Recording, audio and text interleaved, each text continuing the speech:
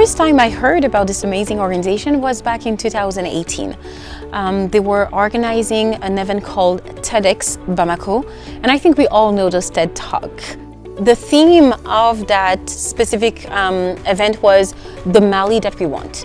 And I think that in the work that we do, we definitely want to invite people to project themselves in a few years to understand how they can contribute to the community that we are shaping, to the work that we are doing, and just the country we live in.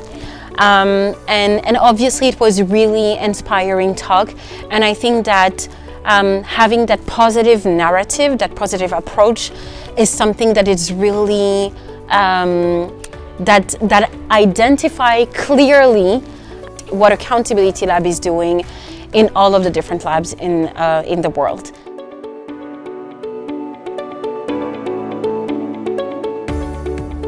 So here in Mali, we are implementing a few programs, Integrity Icon flagship program, where we identify and celebrate honest civil servants. Civic Action Team, where we measure the perception of the population that is becoming an advocacy tool for themselves towards creating those platforms where power holders and the community can really talk about the different issues that they are facing and try to see how they can address them. We have Voice2Rep that we literally launched a few months ago. That is going to be under the theme of election, because Mali is going to have election in 2023 and 2024. And we also have an event that is called Connect Mali, and really similar to the TEDx Bamako event, where we're going to have young people that will share how they're basically starting from the bottom and now they're here. So this is what Accountability Lab Mali is doing.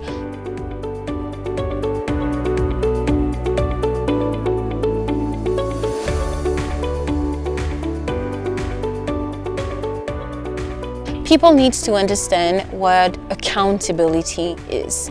And in French, we call it redevabilité. So sometimes it has a different meaning. So we did a lot of work towards explaining what accountability is and how it can really, how it looks like for engaged leaders, for power holders, and for institutions as well. We have a network of 33 icons. And in 2018, one of the icons was actually appointed as the Justice Head of Department. And literally just a few days ago, we had also one of the icons of 2022 who has been appointed the governor of a region.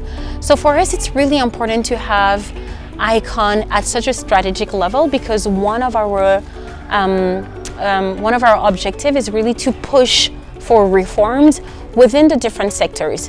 So having people at that strategic level is definitely a plus in our work.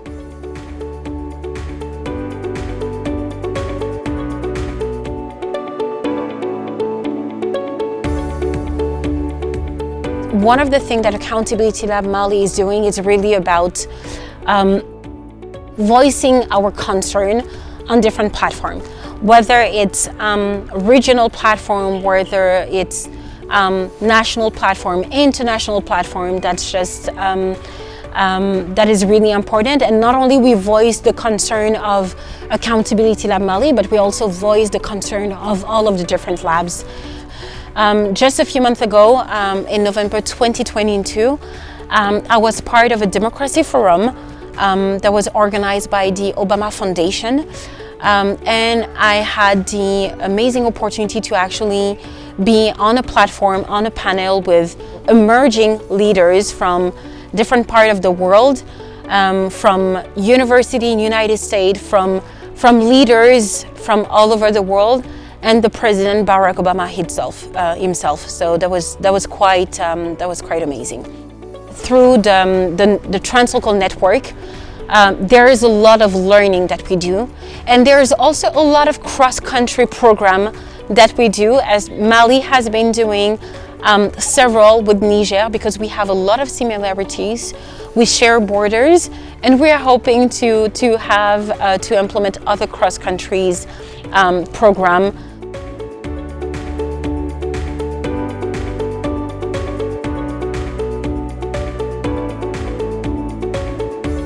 I think I can give the example of Rap2Rep. So Rap2Rep, or Voice2Rep, depending on how we want to call it and what type of music genre are being included in that program. So Rap2Rep was born in Liberia in a specific context, and to see that this program now has brought so many different successes in terms of how can we use music as a way to engage the youth in being central and active actors in advocacy and pushing accountability is just amazing. And Rap2Rep is now becoming Voice2Rep in Nigeria, in Zimbabwe, in Mexico, in Mali, and DRC. So I think that this is quite an amazing example.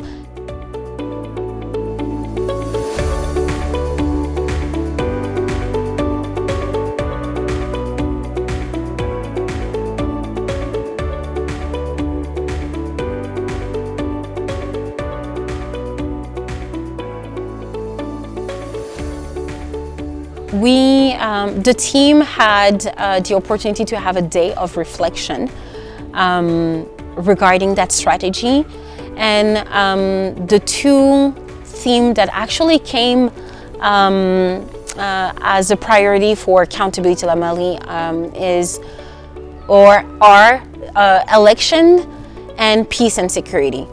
And I think that this is really coming from the context that the context that Mali is going through. We are supposed to have 3 different type of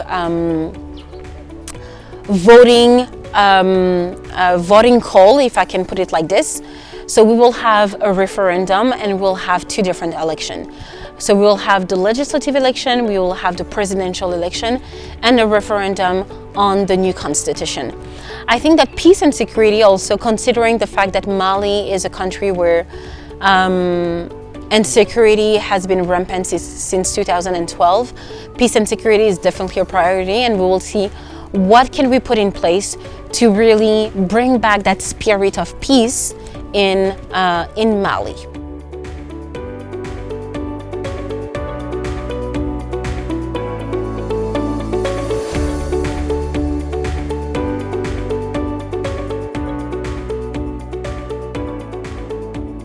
It's really important to create a space where people are really comfortable to work.